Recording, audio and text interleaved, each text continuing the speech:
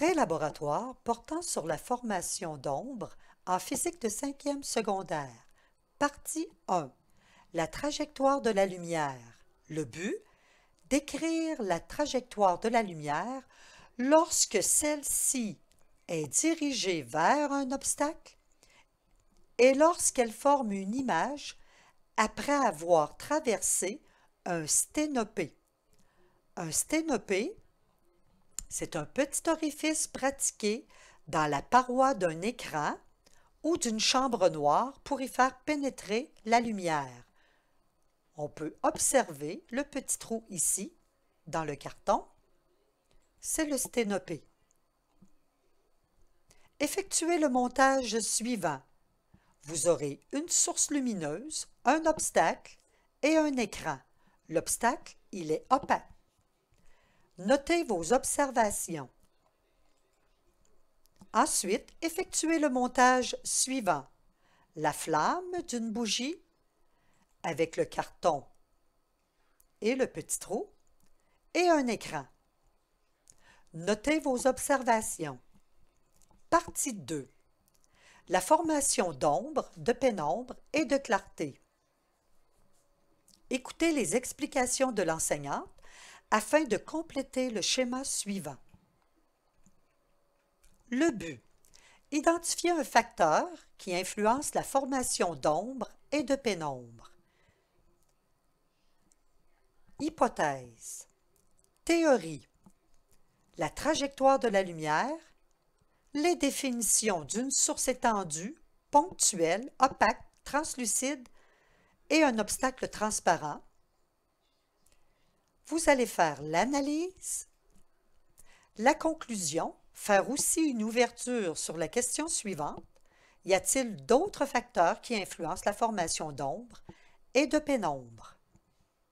Partie 1. La trajectoire de la lumière. Dans cette première partie, vous aurez besoin d'une source lumineuse. Celle-ci peut être une lampe de poche, une lampe de table ou toute autre source lumineuse. Vous aurez besoin aussi d'un obstacle opaque et d'un écran. Ici, l'écran sera le mur. Afin de noter vos observations, vous pouvez déplacer l'objet ou bien la source lumineuse et observer sur l'écran les différentes zones. Ici, on observe que l'objet est éloigné de la source lumineuse. Notez vos observations. L'objet se rapproche maintenant de la source lumineuse. Notez de nouveau vos observations. Le sténopé. Vous aurez besoin d'une bougie, d'un carton avec un petit trou et d'un écran. On allume la bougie, on ferme la lumière. Le principe du sténopé est à l'origine des premières caméras en photographie. Assurez-vous que la lumière émise par la flamme de la bougie puisse traverser le sténopé. Par la suite, vous pouvez déplacer l'écran afin d'obtenir l'image de la flamme sur celui-ci. Notez vos observations. Vous pouvez éloigner la bougie du sténopé ou bien la rapprocher.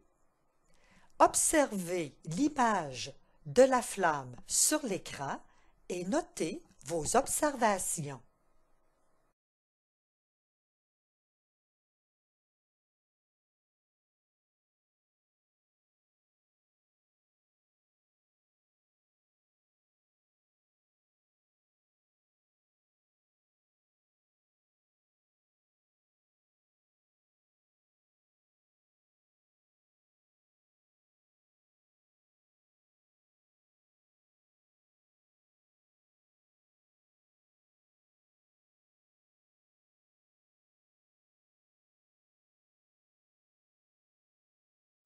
Vous pouvez aussi déplacer l'écran.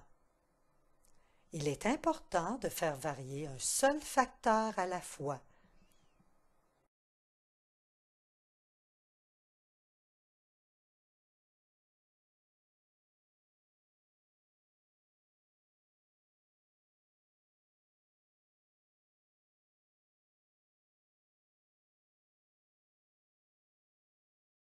Partie 2.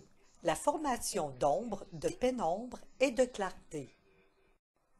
Explication de l'enseignante afin de compléter le schéma. Afin de délimiter les zones d'ombre, de pénombre et de clarté, nous allons tracer des rayons. On peut avoir une source lumineuse étendue ou bien une source lumineuse qui est ponctuelle. Commençons le tracé des rayons lumineux avec la source étendue. Si la source lumineuse est circulaire, on peut tracer un diamètre. Cela va faciliter le traçage des rayons lumineux. Commençons par tracer les deux rayons qui passent de chaque côté de l'obstacle. Ces deux rayons vont délimiter la zone d'ombre. Traçons le deuxième rayon. On oriente le rayon lumineux à l'aide d'une flèche. L'ombre que nous retrouvons sur l'écran est l'ombre portée. Derrière l'obstacle, on retrouve aussi une zone d'ombre, c'est l'ombre propre. Traçons maintenant deux rayons lumineux qui vont se croiser. Ils délimiteront la zone de pénombre.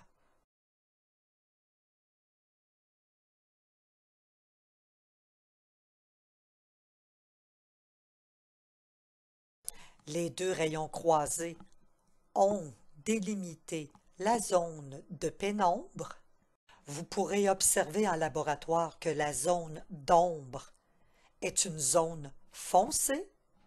La zone de pénombre est une zone gris pâle et la zone de clarté est la zone éclairée. La zone de clarté est au-delà de la pénombre. Si nous avons une source lumineuse ponctuelle, nous tracerons seulement deux rayons lumineux qui passeront de part et d'autre de l'obstacle. Nous aurons sur l'écran une zone d'ombre et la zone de clarté. Il n'y aura pas de pénombre.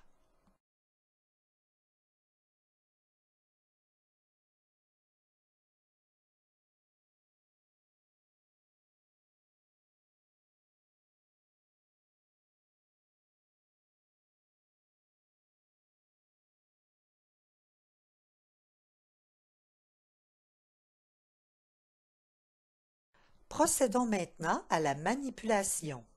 Le but, identifier un facteur qui influence la formation d'ombre et de pénombre. Commencez par formuler une hypothèse. Vous utiliserez un objet opaque. On peut se servir de la main. En science, il est important de faire varier un seul facteur à la fois. Ici, on peut observer que le facteur qui varie, c'est la distance entre la source lumineuse et l'objet. On peut observer sur l'écran la variation des zones d'ombre et de pénombre.